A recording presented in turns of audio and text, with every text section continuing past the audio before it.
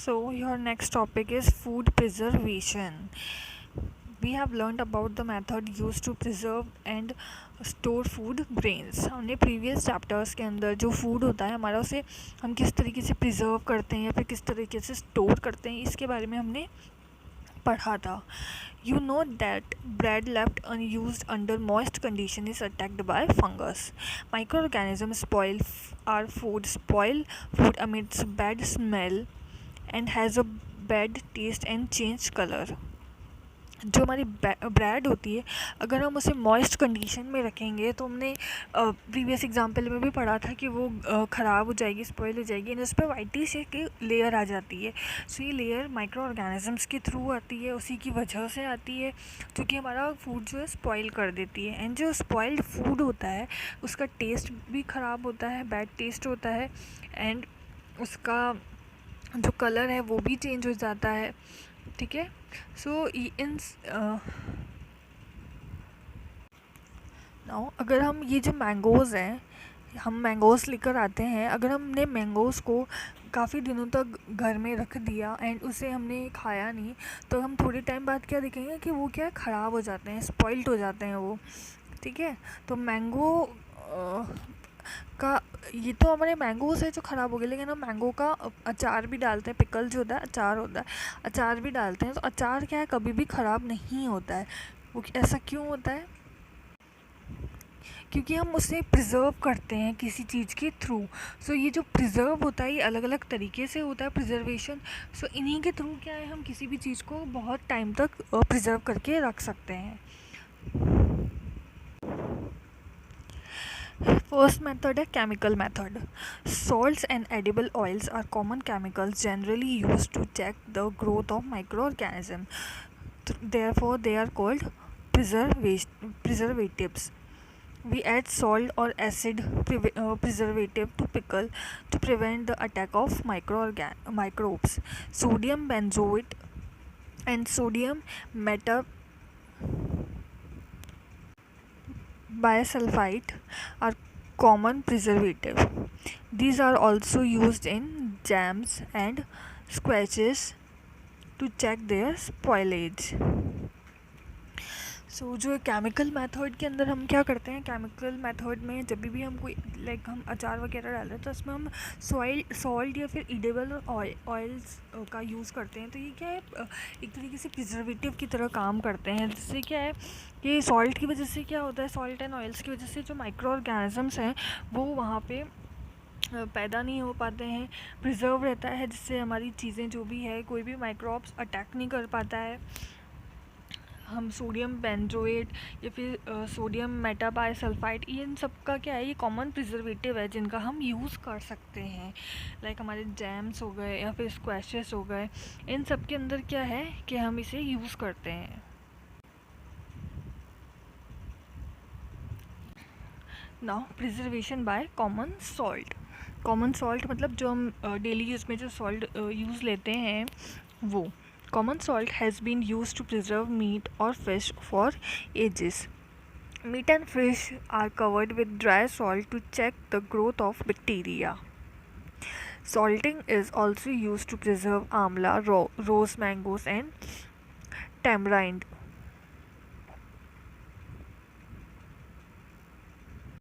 जो हमारा common salt है वो भी एक प्रिजर्वेटिव की तरह काम करता है. जितने भी फिशेस होते हैं या फिर जो भी मीट होता है इससे क्या है इस पर अगर हम नमक लगा देते हैं तो इस पर बैक्टीरिया क्या है अटैक नहीं कर सकता है या फिर इस पर ग्रोथ नहीं कर सकता है वो. सो ये एक प्रिजर्वेशन का तरीका है. जैसे हम जो भी आंवला या रॉ मैंगोस होते हैं इन पे भी हम क्या है नमक डाल देते हैं. सो इसकी वजह से क्या है ये ख़राब नहीं होते हैं. Now prevention by sugar. Jams, jellies and squashes are preserved by sugar. Sugar reduces the moisture contained which inhibits the growth of bacteria which spoil food. जो शुगर होता है तो हम शुगर को किस में यूज़ लेते हैं, जितने भी हम जैम्स या जेलीज़ बनाते हैं इन सब में क्या है हम शुगर का यूज़ करते हैं. तो शुगर क्या है जितना भी मॉइस्चर होता है उससे अब्जॉर्व कर लेता है, तो ये रिड्यूस कर देता है. सो ये मॉइस्चर जब रिड्यूस कर देगा तो जितने भी बैक्टीरियाज हैं वो उस पर ग्रोथ नहीं कर पाएंगे और हमारा जो फूड है वो स्पॉइल होने से बच जाएगा. Now next is preservation by oil and vinegar. Oil and vinegar भी हम यूज़ लेते हैं. Use of oil and vinegar prevents spoilage of pickle because bacteria cannot live in such an environment. Vegetable, fruits, fishes and meat are often preserved by this method. ठीक है, इसके अंदर क्या है, विनेगर एंड ऑयल जो है ये भी एक प्रिजर्वेटिव की तरह काम करता है, क्योंकि ये जो बैक्टीरियाज होते हैं ये इस पर ग्रोथ नहीं कर सकते हैं विनेगर एंड ऑयल पे. सो जितने भी वेजिटेबल्स, फूड या फ्रूट्स होते हैं, ये जो फिशेस होते हैं, ये सब क्या है, इसी मेथड से हम इन्हें प्रिजर्व करते हैं विनेगर इस पर डालकर.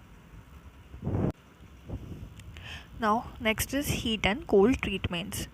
You must have observed your mother boiling milk before it stored और used. Boiling kills many micro organisms.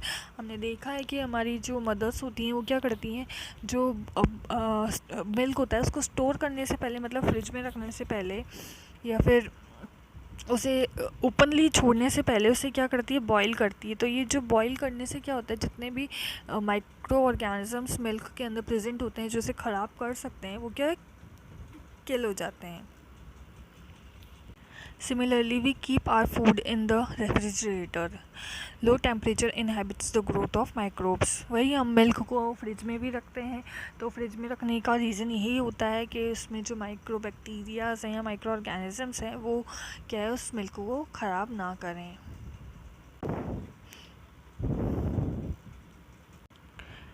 Pasteurized milk can be consumed without boiling as it is free from harmful microbes. The milk is heated to about 70 degrees Celsius for 15 to 30 seconds and then suddenly chilled and stored. By doing so, it prevents the growth of microbes. This process are discovered by Louis Pasteur. It is called pasteurization. जो हमारा पेस्चराइज्ड milk होता है तो वो क्या होता है, packets के अंदर आता है, तो इसीलिए वो पैकेट्स में पेस्चराइज्ड मिल्क होता है, इसीलिए वो क्या है, ख़राब नहीं हो पाता है.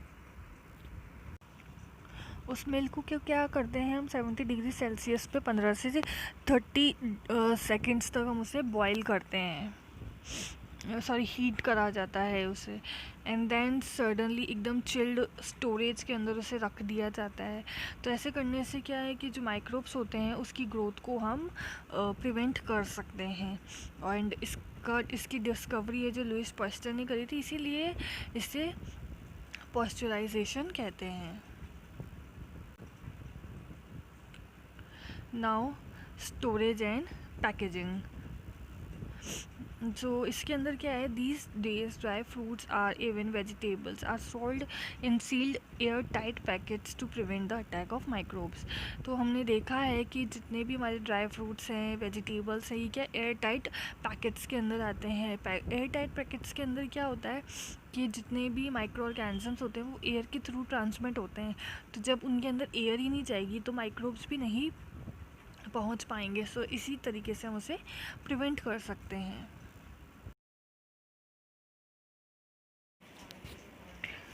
Next topic is nitrogen fixation. Okay, so हमने प्रीवियस क्लास में राइजोबियम बैक्टीरिया के बारे में स्टडी की थी. सो राइजोबियम बैक्टीरिया क्या होता है, ये क्या है, सॉइल के अंदर प्रेजेंट होता है, लाइक किसी भी प्लांट्स की रूट्स में प्रेजेंट होता है, जो कि क्या है, नाइट्रोजन का फिक्सेशन करता है. It is involve in the fixation of nitrogen in leguminous plants. जितने भी पल्सेस होते हैं तो उन प्लांट्स में क्या ये राइजोबियम बैक्टीरिया जो होता है वो प्रेजेंट होता है. Recall that rhizobium lives in the roots nodules of leguminous plants such as bean and peas, with which it has a symbiotic relationship. Sometimes nitrogen gets fixed through the action of lightning, but you know that the amount of nitrogen in the atmosphere remain constant. सो ये जो rhizobium bacteria होता है ये कहाँ पर present होता है, जैसे मैंने अभी बताया कि ये जो रूट्स होती हैं ना प्लांट्स की, उन प्लांट्स की रूट्स में प्रेजेंट होता है ये। लाइक जितनी भी पल्सेस होती हैं, लाइक ये पल्सेस क्या क्या है, बीन्स हो गई, पीस हो गए अपने, तो ये उनमें प्रेजेंट होता है। एंड हम देखते हैं कि इस बैक्टीरिया की वजह से नाइट्रोजन का फिक्सेशन हो रहा है। फिक्सेशन मतलब नाइट्रोजन को कंपाउंड्स में चेंज करना। लाइक एटमॉस्फेयर में जो नाइट्रोजन है वो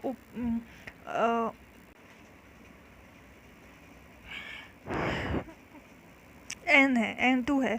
सो ये नाइट्रोजन की गैस प्रेजेंट है, कितनी परसेंट होती है, 78% होती है ये, ठीक है। सो ये जो फ्री नाइट्रोजन होता है इसे ये क्या करता है, कंपाउंड्स में बदल देता है। कंपाउंड्स कुछ भी हो सकते हैं, कंपाउंड्स में जब ये चेंज करता है तो वो सॉइल के अंदर ये कंपाउंड्स बना लेते हैं नाइट्रोजन की, जो कि क्या है कि उसकी ग्रोथ के अंदर काम आता है प्लांट्स की। लेकिन हम देखते हैं कि हम जो प्लांट सॉइल होती है, जो प्लांट्स होते हैं, उन्होंने क्या है, नाइट्रोजन किससे ले ली, एटमॉस्फेयर से नाइट्रोजन ले ली, जिसमें आ गई सॉइल के अंदर आ गई। लेकिन फिर भी हम देखते हैं कि जो हमारा एटमॉस्फेयर है उसके अंदर जो नाइट्रोजन का परसेंट होता है 78%, वो हमेशा फिक्स ही रहता है, वो इतना ही रहेगा। तो ऐसा क्यों होता है? सो ये होता है नाइट्रोजन साइकिल की वजह से। नेक्स्ट हम नाइट्रोजन साइकिल पढ़ेंगे अब। सो नेक्स्ट हमारा क्या है, नाइट्रोजन साइकिल। आवर एटमॉस्फेयर है 78% nitrogen gas. Nitrogen is one of the essential constituents of all living organisms as part of protein, chlorophyll, nucleic acid and vitamins. हमारा जो atmosphere होता है उसके अंदर हमारी क्या है, 78% क्या है, नाइट्रोजन प्रेजेंट रहती है। ये क्या है, नाइट्रोजन एक बहुत ही असेंशियल कंपोनेंट होता है हर एक लिविंग ऑर्गेनिजम्स के लिए, ठीक है। क्योंकि ये हर जितनी भी इंपॉर्टेंट चीज़ होती है, लाइक प्रोटीन्स हो गए, क्लोरोफिल हो गया, न्यूक्लिक एसिड हो गया, विटामिन होता है, हर एक चीज़ के अंदर, हर एक कंपोनेंट के अंदर क्या है, नाइट्रोजन प्रेजेंट होता है। इसीलिए nitrogen cannot be taken directly by the plants and animals. Certain bacteria and blue-green algae present in the soil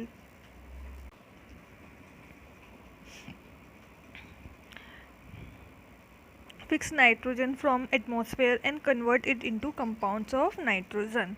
nitrogen जो कभी भी है वो डायरेक्टली, अब जैसे मैंने अभी बताया कि रूट्स के अंदर ये जो बैक्टीरिया है वो प्रेजेंट होता है, तो ये एटमॉस्फेयर में जो नाइट्रोजन है इससे ये जो रूट्स हैं, ये जो सॉइल है हमारे प्रेजेंट में, यहाँ पे ये डायरेक्टली नहीं ले सकती हैं इसे।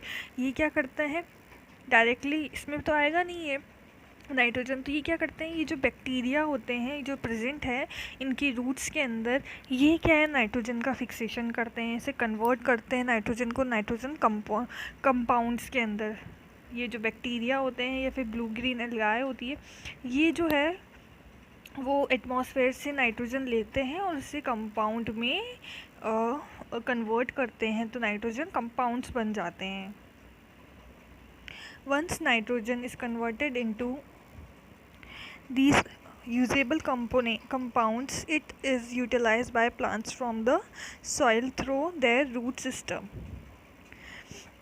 अब क्या ये जो नाइट्रोजन होती है ये क्या है, जब यूजेबल कंपाउंड्स में कन्वर्ट हो जाती है तो ये जो प्लांट्स होते हैं ये क्या है, किसके थ्रू लेंगे। अब ये नाइट्रोजन बनी कहाँ, नाइट्रोजन के कंपाउंड कहाँ बने, यहाँ पर इसकी रूट्स में, सॉइल के अंदर है, ये सॉइल है हमारी सारी, तो ये सॉइल के अंदर क्या है, हमारे नाइट्रोजन के जो कंपाउंड बने, इन नाइट्रोजन के कंपाउंड को सॉइल में से किसने लिया, प्लांट्स ने लिया। किसके थ्रू लिया, ये जो इसकी रूट्स दिख रही हैं आपको, ये रूट्स के थ्रू ये क्या है, ऊपर प्लांट के अंदर चली गई नाइट्रोजन, ठीक है। Nitrogen is then used for the synthesis of plants protein and other compounds. अब ये नाइट्रोजन जब प्लांट्स में चली गई तो प्लांट्स के अंदर क्या क्या प्रेजेंट होते हैं, प्रोटीन्स होते हैं, है ना, और भी दूसरे कंपाउंड प्रेजेंट होते हैं। तो ये जो नाइट्रोजन है ये बाकी के प्रोटीन्स और कंपाउंड के साथ क्या था, मिक्स हो जाती है, ठीक है। देन क्या है, एनिमल है, animals feeding on plants get this proteins and other nitrogen compound. अब ये प्लांट्स के अंदर जो नाइट्रोजन हमारी चली गई है, इससे क्या है, जो एनिमल है वो खाएंगे, जो एनिमल्स उसको ईट करेंगे, तो वो जो प्रोटीन है या जो भी नाइट्रोजन के कंपाउंड्स बने हुए थे उस प्लांट के अंदर, वो क्या है, उन एनिमल्स के अंदर चले जाएंगे। ठीक है। When plants and animal die, bacteria and fungi present in the soil convert the nitrogenous waste into nitrogenous compound to be used by plants again। ठीक है। अब नेक्स्ट क्या होता है, एनिमल्स ने उसे खा लिया। ठीक है। नाउ क्या होगा, एनिमल जो होते हैं वो भी कभी ना कभी मरेंगे ही सही, एंड जो प्लांट्स होते हैं वो भी कभी ना कभी ख़राब होंगे ही सही। लाइक जो पत्ते होते हैं उसके नीचे गिर जाते हैं। ठीक है। तो ये जो भी होता है, वेस्ट होता है प्लांट का, या फिर जो भी एनिमल वेस्ट होता है, एनिमल मर जाते हैं उनका जो वेस्ट होता है, ये क्या है, हमारी सॉइल के अंदर मिक्स हो जाएंगे। अब सॉइल के अंदर क्या प्रेजेंट होता है, बैक्टीरिया एंड फंगाई।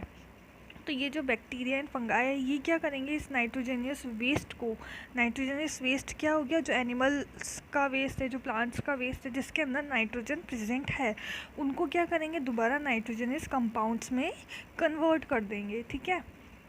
एंड अब वो जो कन्वर्ट हो गया नाइट्रोजनियस कंपाउंड में, मतलब सॉइल के अंदर वापस क्या आ गया, नाइट्रोजनियस कंपाउंड्स आ गए हैं सॉइल के अंदर। ठीक है। अब ये सॉइल क्या है, सॉइल के अंदर दूसरे प्लांट्स भी होते हैं, तो दूसरे प्लांट्स क्या है, उन नाइट्रोजनियस कंपाउंड्स को अब्जॉर्व कर लेंगे, जो कि क्या काम आएंगे, इनके वही ग्रोथ में काम आएंगे।